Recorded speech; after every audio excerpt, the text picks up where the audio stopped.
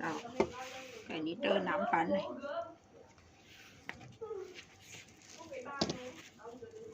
Chứ đừng ta ảo nắm thì phấn. hẳn có hai cái ní là máy gấp vô. Dạ. Còn mà không mà thịt cái ta hẳn vô trong này, ví dụ như ảo cái giả ảo cầm lấy vô là mình chặt ta hết. Dạ. Mình chặt cho vô trong ní, mình cắt liền phần ní, cắt một miếng vô trong này là chặt vô thôi. Dạ. Còn cái này là mình máy gấp vô. Chặt hay gấp thì cùng rửa, chặt thì mình phải trừ ra một tí để chặt. Ví dụ nhá, chặt thì mình muốn chặt đến đấy thì cái đường máy là được cắt là mình phải cắt ngoài ní. Dạ. Để khi mình máy chặt là mình máy trong ní. Dạ. Chỉ có rửa thôi. Còn cái này gấp vô thì để nguyên nó rửa sau gấp vô thôi. Dạ. Nắm một phấn này. Dài 51 hả chị? Dài 51. Dài tí thôi, về cái áo để mặc ngắn mới trẻ được. Dạ. Mặc chai là da.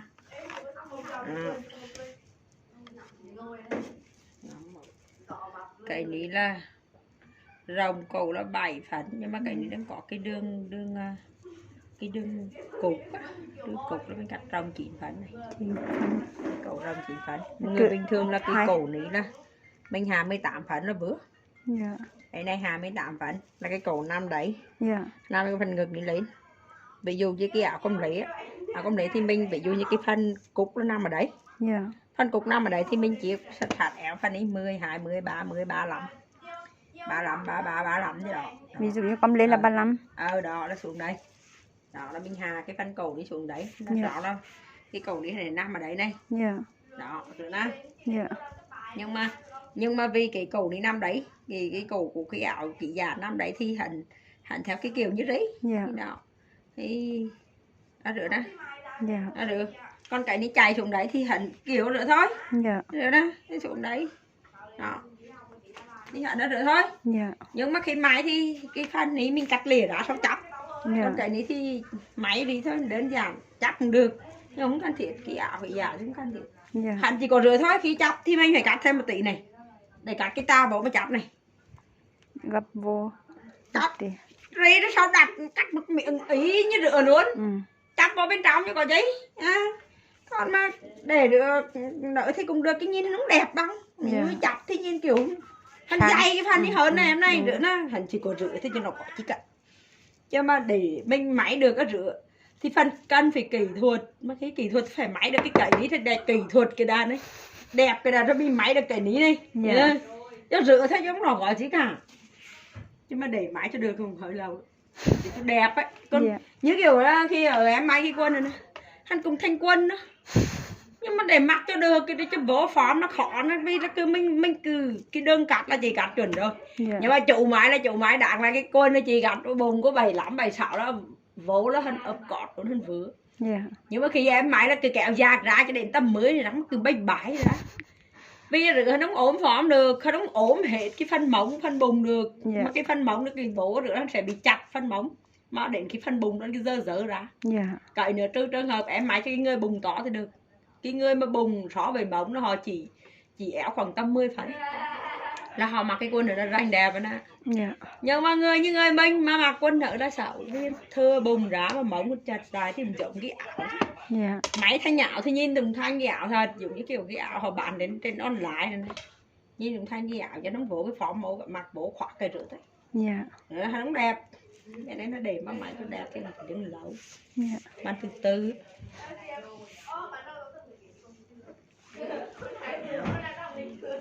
Cái này là dùng đấy 5 phấn đấy. Cái đi 5 phấn hay 6 phấn đấy là gió mình. Vì là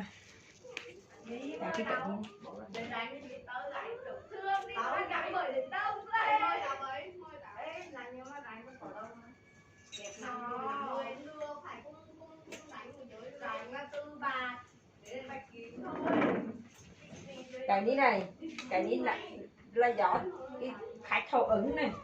Đôi khi khách thầu ứng cái cổ nó rửa.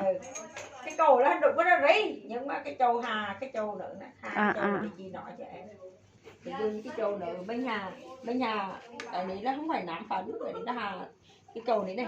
Ví dụ như mình đánh lên 5 phấn thì hẳn sẽ đánh lên đấy. Dạ. Mà 6 phấn thì xuống đấy, mà 7 phấn thì xuống đấy, cho nên nó 7 phấn thôi. Dạ. Thế cái đầy cái ní sẽ đầy xuống, con bánh hàng ngặn thế cái ní đầy lấy. Đúng rồi. Cái chầu chè ní đây, cái chầu ní này. Dạ dạ dạ. Cái chị như rửa đó. Là tùy người mặc họ ứng cái cổ ở đấy đi. Kiểu với chạy ní đi như hẳn cái bao bao ní. Đấy là đầy xuống đấy này. Con không thì mình đẩy cái ní lên đây đi. Dạ dạ. Tùy. Đó, bánh hà tân ní.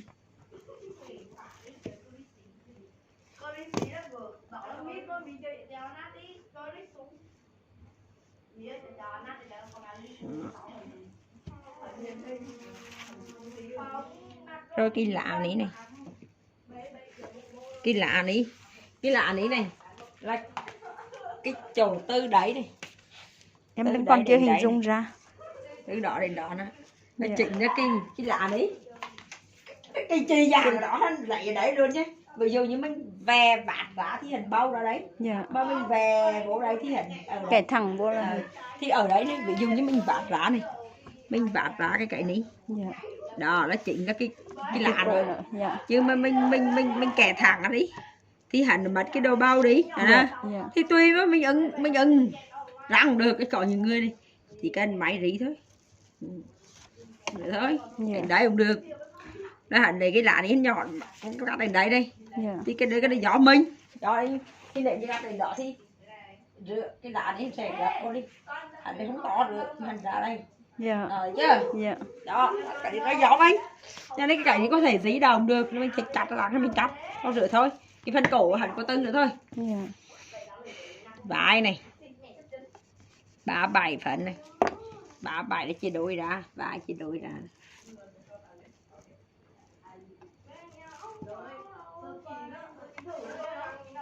Bả 7 ra thành 18 phần rưỡi.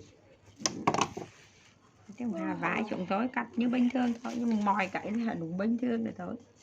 Lá trái một cái kẻ xịt vô này. Đó. Để chạy xịt vô này. Đó. Để chia ngực ra. Ngực 92. 92 là được chia 4 là được 23. 23 cộng 14 là 27. 12 25 27. Đó. Mình chia đôi này. Chầu này lại lên băng chầu này này. Kẻ cái đường này.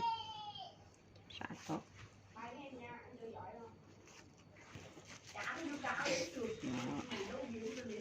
Cái này hà éo này. Hà éo 33 phần này. Để thẳng đấy. Rồi cái chỗ này là 27 phần thì ở đấy là lấy 25 phần rưỡi này, vỗ đi 1 phần rưỡi này. Éo đã cắt vỗ rồi 1 phần rưỡi về ngực này. Nó xuống lại cũng 23 phần. 23 phần thì cũng cứ lấy 27 phần. 92 thì cũng lấy 27 phần đến đó. Đó. Nhưng mà cái này như mình muốn cắt cái này ra thành cái chiếc chỗ này là mình cắt lìa ra chứ. Dạ. Thường là cái áo vest áo bị già nó châu này cắt thánh lìa ra thì châu này mình cắt đi đó, mình cắt vòng vòng cái đường này là được để mình cắt lìa ra đó, Cắt rơi hả chị? Cắt rơi ra, khi cắt rơi ra thì về lại lên đây một tí để khi chắp lại chân vơ này đó. Khi cắt rơi ra Có nghĩa là bên đi là lấy cái này cắt cho hình thưa rõ tỷ để khi chặt vào chân vơ. Dạ. Còn cái chầu này thì cùng cừ chầu này thì cùng cừ mà hồi này mình cắt là mình đợi bởi cái hành chầu này hành cùng cừ là chiết giống nhỏ thôi. Nên thôi này chặt thì mình vạt chầu này vào tí này. Dạ. Để thôi để khi chặt rồi chứ chầu này nó éo tí này. Dạ. Nhá rửa thôi gọi chị Mân. Nhưng mà vấn đề để máy cho đẹp nó khó. Lâu mới đẹp. Chứ cái ảo bình thường cái máy chưa đẹp thì không thể máy cái ảo để đẹp được cái này đó. Chị, Phải máy cho nhớ cái nào. đây là cái lá cổ nhỏ dưới, còn cái cổ trên đó là ta bên được sau hề. Cổ trên nữa thì máy sao cắt bên ngoài nó chặt sao. Em không hình dung ra cái cổ này đâu. Cái cắt sao mà lật sang đấy em thì nhìn nó biết. Dạ. Đấy chị em nghĩ rằng mà hành thấy hai lá về thấy có một lá không hình dung ra.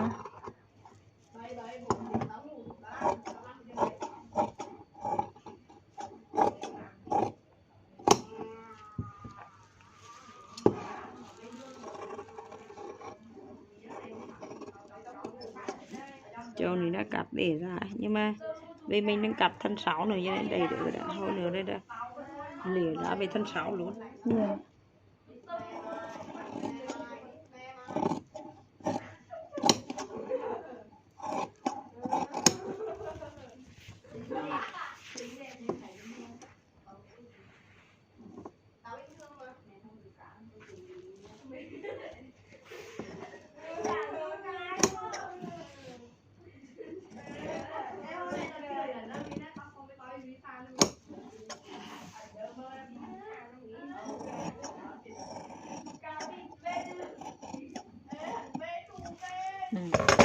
Cái này nó hẳn rửa nè, cái lá này hẳn nằm sang đấy này. Dạ. Rồi nếu mình chặt Thì cái nở sang đấy nữa, cái lá trên sang đấy nữa là nằm rửa nè. dạ. Có chị không? Rửa thôi. Đó. Rồi mình cắt thân 6.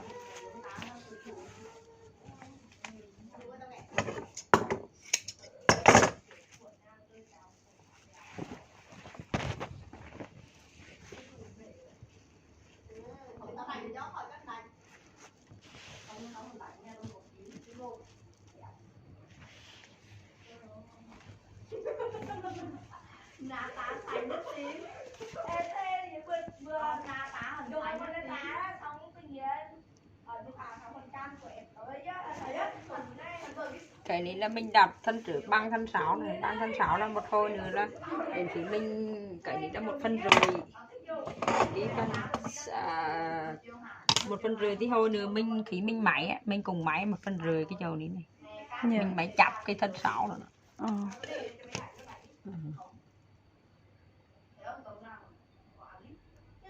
Ô khi này cắt quên rồi, cắt quên còng cái này phân rã đấy rồi, quên còng ra thì thôi được chặt bố áo này chặt mất còng thân 6 ra. Nó nói được quên mẹ. Còn cái chi thêm chị? Mình cắt chặt ở đấy thì chỗ này phải cắt thêm ra chứ không chặt ngực chứ. Ý là cái chỗ cắt rơi ra rồi cắt rơi ra đó phải cắt thêm bên nữa đi. Thế mấy phân chị cái nữa đã làm thêm ly trong là mấy phân là mình cắt mình máy hết 7 phân là mình còng có đó 7 phân, 1,5 hoặc 2 phân đó tùy mình máy. giống như ly quân nữa đó. Đó ai quên đâu đó là còng thân 6 ra còng ra thì để cho hình vừa. Đáng lẽ là hắn cắt băng không chị hả? Đã có thân trước cũng phải cắt tầng lý mới băng. Dạ.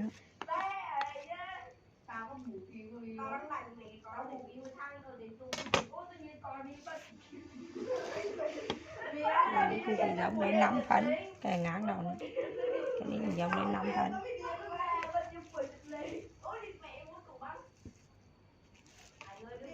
Cùng từng một phân. Thì cũng có 9 phân cả. Dạ. 9 phân nó cắt thêm cái phần hiệu này đó là đây 9 phân. Cái đó mình còng cái phần đường máy lên đấy. Dạ.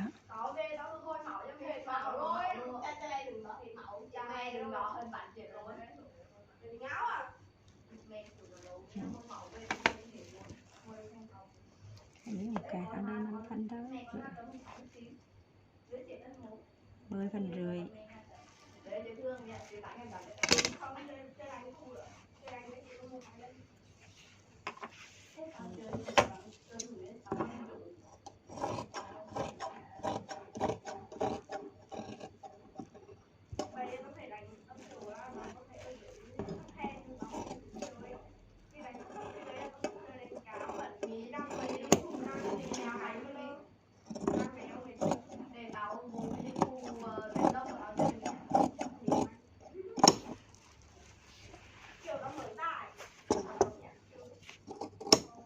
Thân 6 cùng cắt cái này rơi ra không chị không? Thân 6 mình cũng cắt rơi ra luôn. Thân 6 mình còn cắt cả cái tấy rơi ra nữa thế. Dạ. Cái cậy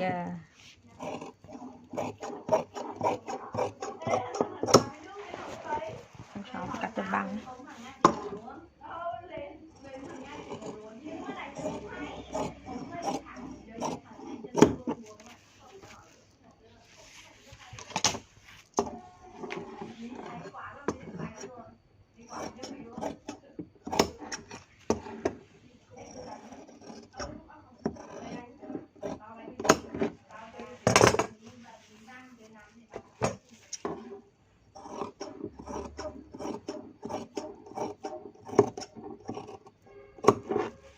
Đầu tiên là em cứ phải máy thanh thảo cái cổ áo của các bạn. Dạ. Sau đó tất cả mà cái cổ áo đều chỉnh sửa đến cái cổ cả, còn cái thân áo bình thường mà. Dạ. Khi mình máy thanh thảo rồi mình hiểu được cái công thức rồi thì nó có cái cổ muốn cắt được hết. Dạ. Từ mình suy nghĩ là mình cắt được cả. Có cái muốn cắt được cả.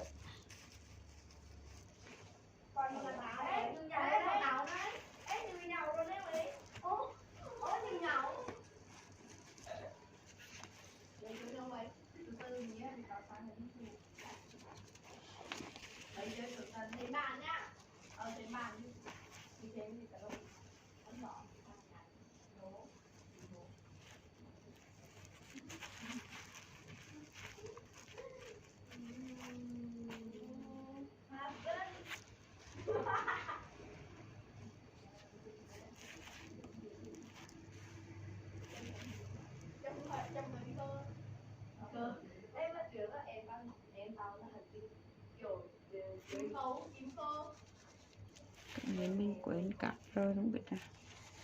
Nhưng mà máy vỗ lại chặt mặt. Ra máy vỗ lại chặt mặt.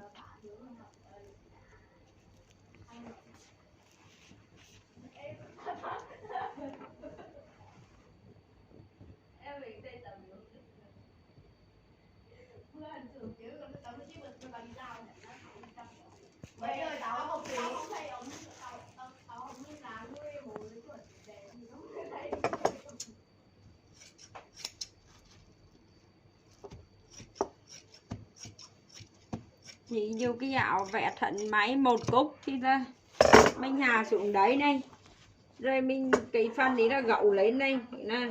Dạ.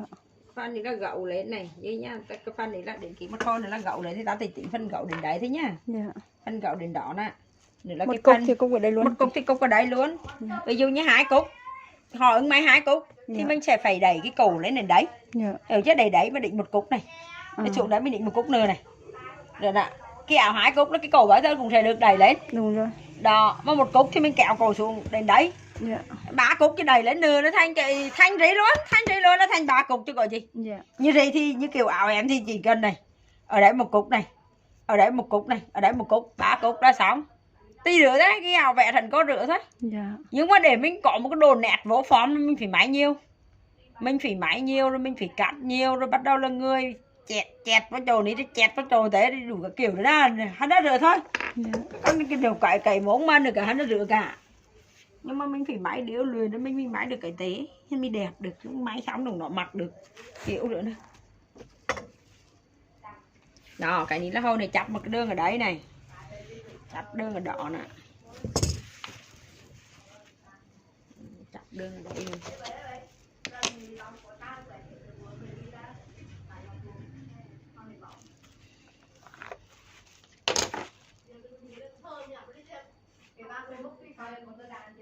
Thì cái này cũng giống cái tê hả? Ê, cái Và cắt bằng nhau luôn.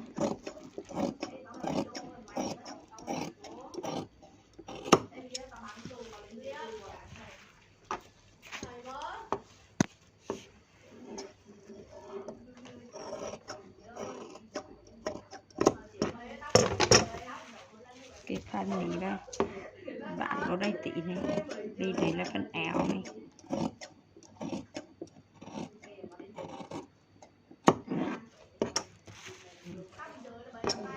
Bạn có đây tí này.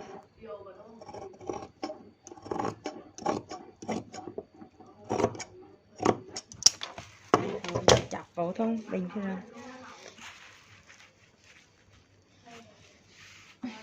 Cái này gì đi, cái này của trừ cái phần được cắt rồi lặp lại để hai anh chặt mà. Cái này để mà máy, để mà máy một đường thế là được. Cái này sẽ máy một đường cắt đây, máy một đường. Thôi là máy một đường giả đấy là được. Dạ.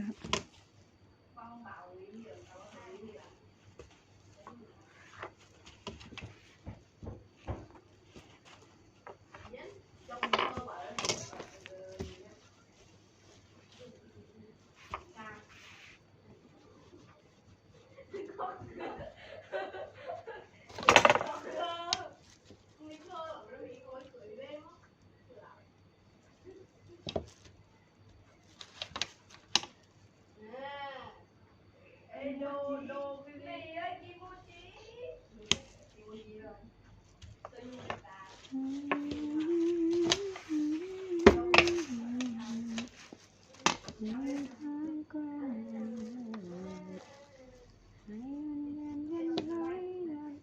phần này nó phần ngực rồi là mình máy chẹt vào đó thì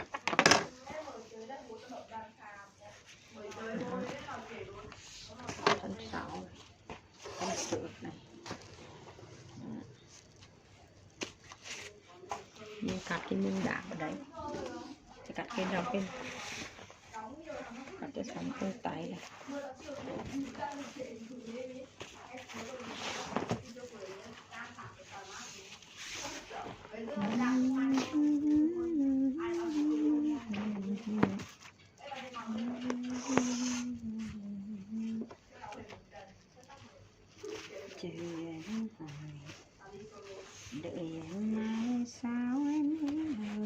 ông tay thì thích đến bộ ngắn đấy chị hề. ngắn thế hay là máy xuống đến đấy hay là ngoạn cái đi Đến đây đẹp hơn mà chị hề hay là đang tôi đến bộ thì chị hay có máy đến đấy thì trái nó mây bông nên mới đẹp, con không máy trơn thì máy ngắn ngắn đến đấy máy ngắn ngắn máy ngắn thế chị hề. máy ngắn gì mà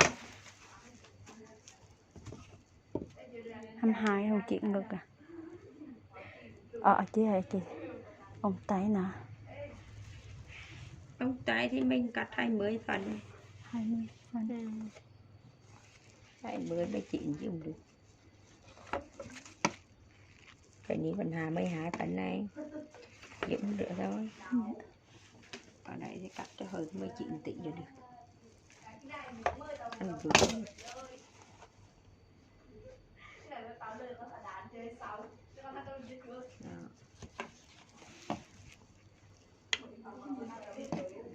tay ngặn cái này thôi là máy gậu lật lên mình máy khoảng 25 phân đây là cái này là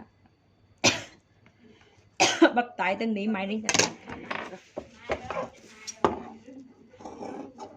đồng cứ ông tải đồng rửa thôi ví dụ như sau mình máy cái ảo cầm lấy mà tải cái xẻ cho ní xẻ cho té đó xẻ cho bố nó còng thêm ở đỏ hiểu chứ nè mình cứ xẻ ra mình cứ còng phân máy đó có rửa thôi còn ở đây chỉ có xẻ đấy thì cắt thêm ra đấy đây phần máy để mà hồi nữa dập lại đấy đây hành chỉ có rửa thôi nè tất cả cái ảo hay quân đừng rửa quân đi ngay sữa đừng cùng trẻ cho ní trẻ cho té ngay sữa thôi nữa máy này họ nó chặt từ ní này chặt một đường chạy từ ní ví dụ nữa thì chặt to thì bắt buộc mình phải còng thêm cứ chặt nó còng cặp cho còng như thế này đã chặt cho mà không còng nó không trụ nữa nè đó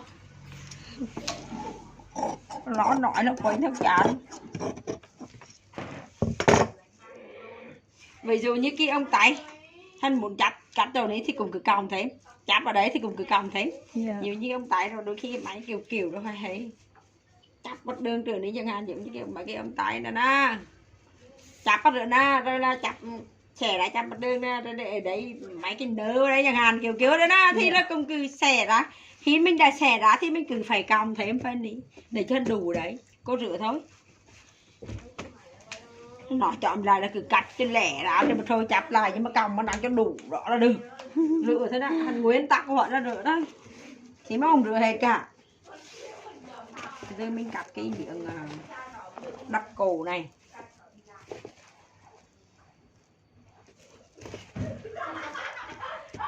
miệng dầu ní này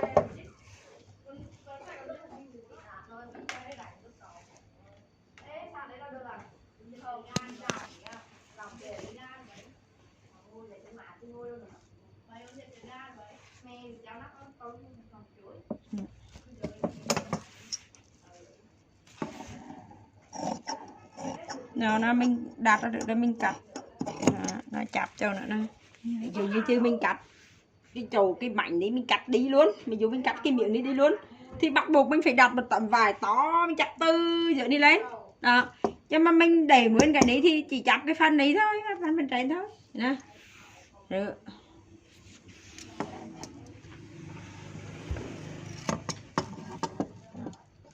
cái này thì cắt cho bằng cái cổ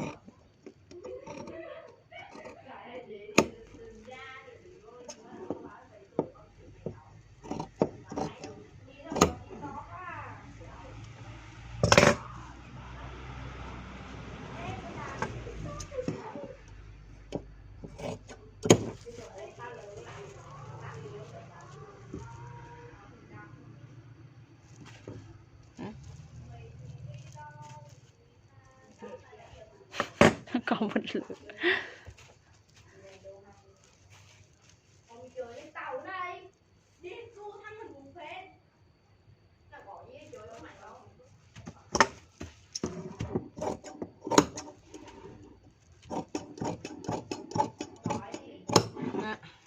Cắt đến đủ vô tí. Đây này, cái này là cái cầu nữa thế này. Dạ.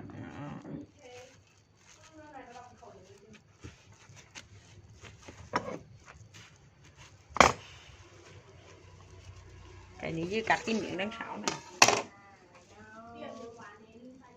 Cái miệng đằng sau là đỏ từ đấy. Đỏ từ cái chỗ này này. Nhưng mà không muốn đỏ trước để cắt trước thì trước là em cứ máy cho sẵn. Khi mà chưa cái phần đến đấy rồi là chặt cái phần thân sáu vào đến vô là mình đỏ mình cắt một lúc luôn. Trước cái cổ đằng sau á. Nữa này. Để mà đỏ để mà cắt luôn thì là đỏ luôn. Thế này, đỏ có thể đằng sau là hết 7 này. Nó cứ đấy từ đấy đến đấy là 12. Từ cái cổ đến đó chị. Từ 12 thì gì? Từ phần mái nó còn 11. 11 với 11 nó thành 22. 22 với là cái đằng sau. 22 cái đằng sau là cùng tầm 11. 22 tiếp là cái cổ thành 44, đúng không? Dạ. 22 với 22 là 44 là cái phía đằng sau đây đây. Cái miệng từ đấy đây. Cái miệng từ đấy đến đấy là dài 44 phân đây. Cái đạp sau đi không chị? Cái đạp sau này là dài 44 phân nè. Thì nữa nè, nó một đó rồi cắt ra nữa nè. Mà còn không thì đến khi mình máy xong này, khi nữa mình lại để cắt cho chuẩn, máy xong toàn bộ rồi sau đó mình cắt. Thôi.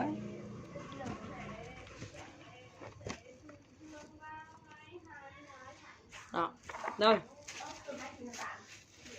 Cái cầu nữa rồi nè, là còn nghiên cứu cầu mỗi lần thì nghiên cứu là để một tí đến nhìn chị máy cái ảo này là còn cái ảo của